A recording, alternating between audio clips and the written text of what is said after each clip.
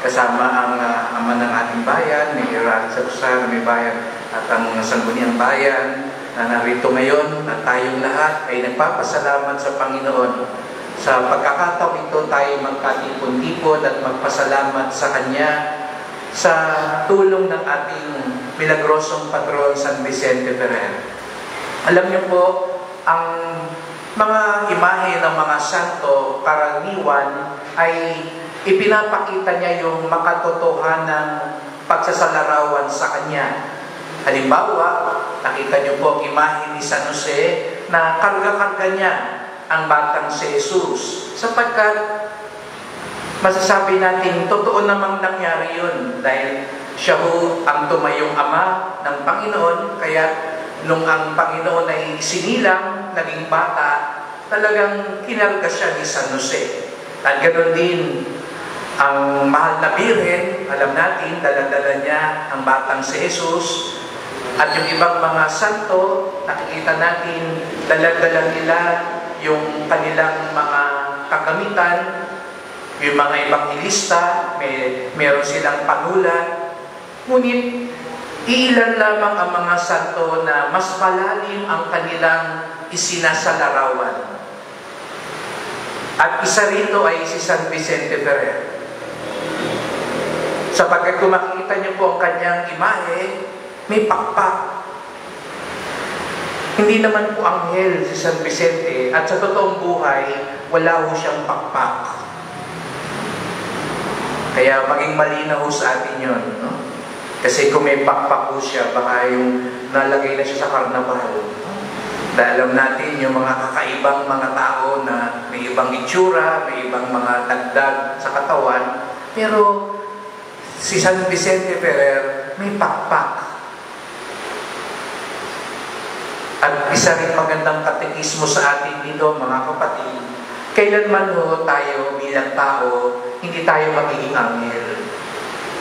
Kaya hindi rin ho tama sa katuruan na sabihin natin pag may yumaon, ay may anghel ka na sa langit. Dahil hindi ho tayo pwedeng maging anghel. Iba po ang anghel. Ang mga anghel po ay mga espiritual na nilalang. Tayo po, may katawan tayo at kaluluwa. Kaya hindi ho tayo pwedeng maging anghel. Hindi ho tayo tutubuan ng pakpak. Kahit anong gawin natin.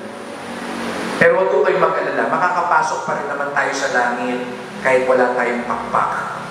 Kahit hindi tayo anghel.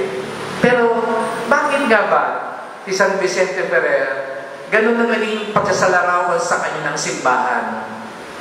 Bakit sa daan-daang taon at siya nga po yung isa sa pinakamabilis, no?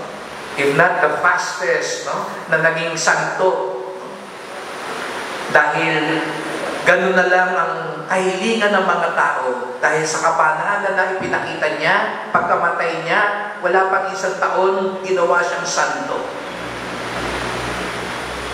Pero mabalik tayo sa tanong, isang pagninilay na pwede nating baunin ngayong umagang ito. Dalawang bagay ang para sa akin maging tanda ng anghel or ng pakpak, hindi pala anghel, ng mga pakpak, pag nakita natin ang pakpak ni San Vicente. Una ay maagap.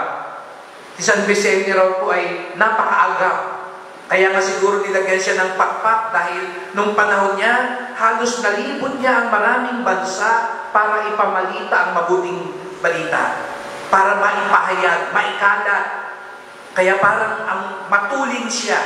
Kaya siguro ganun nga, nilagyan siya ng pakpak. Express, ika nga. Kaya ito yung isa sa kabanalan ni San Vicente. Maagap siyang ipahayag, ibahagi ang mabuting balita. Magandang tanong sa atin ngayong umaga, tayo ba? Saan tayo maagap? Sa ebanghelyo natin ngayon, narinig natin yung mga tao maagap, naunahan pa si Jesus. Bakit? Nangihingi ng tinapay. Medyo comedy pa nga kung talagang pinagnilayan yung ebanghelyo, matatawa kayo kasi kunwari pa yung mga tao.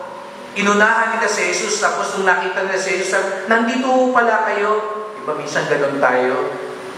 Ewan ko si Mayor o si Father, minsan ganun, di ba? Yung mga tao, alam nila, darating ka ron, aabangan ka na. As kunwari, pag nakita ng, ay, nandito pala kayo, Father, nandito pala kayo, Mayor. Pero nakaabang na pala yan, no? May kailangan pala. Ganun yung nangyari sa Ebanghelyo ngayon. Maaga. Pero saan ba tayo maaga? Maagap pa tayo katulad ni San Vicente sa kabutihan?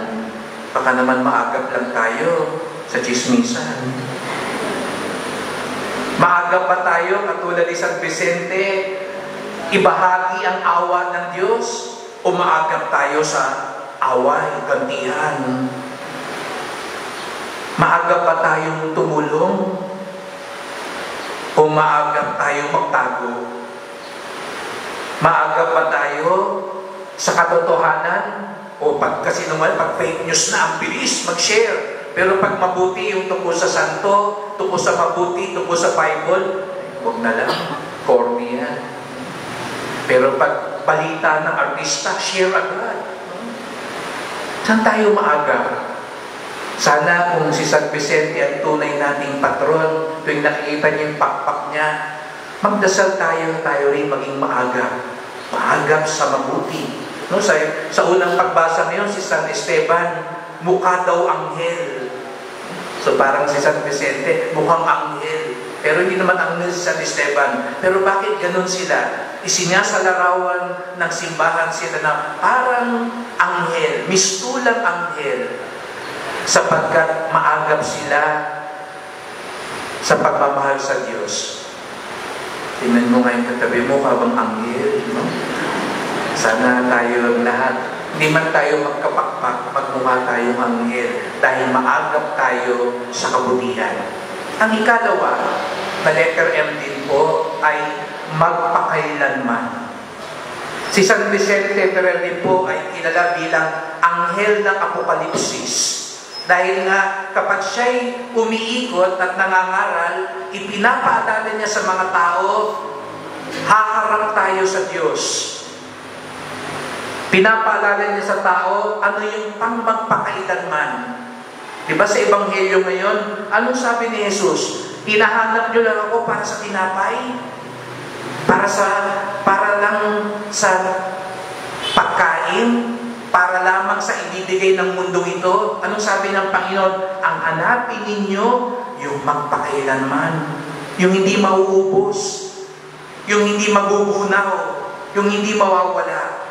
At yun ang ipinapaalala lagi ni San Vicente. Kaya nga maagap siya. Gusto niyang matauhan ang mga tao, magising sa katotohanan na ang tunay na kayamanan, ang tunay na kagalakan ay matatagpuan sa mga pangmagpakailanman. Lagi niyang paalala, haharap tayo sa Diyos. At sa Diyos, alam niya ang lahat. Sa Diyos, makatarungan, makatotohanan, at maawain. Kaya nga, maraming nabago ang buhay. Marami ang nagbalikloob sa Diyos. Marami ang napalapit sa Diyos dahil sa paalalang ito ni San Vicente. Kaya nga mga kapatid, ito yung ipagdasal natin ngayong kapistahan sa kanyang karangalan. Mapaghimala si San Vicente sapagkat maagap siya sa kabutihan. At lagi niyang ipinapaalala sa atin ang magpakailanman. Nawa tayo tulungan niya sa mga pagkakataong tinatawag tayo ng Diyos upang katulad ni San Vicente, siguro nga hindi tayo magkakapakpak, hindi tayo magiging santo na nasa pedestal, pero tayong lahat nawa sa tulong at inspirasyon ni San Vicente maging kabahagi ng tunay na magpakailanman ang kaharian ng Diyos. Amen.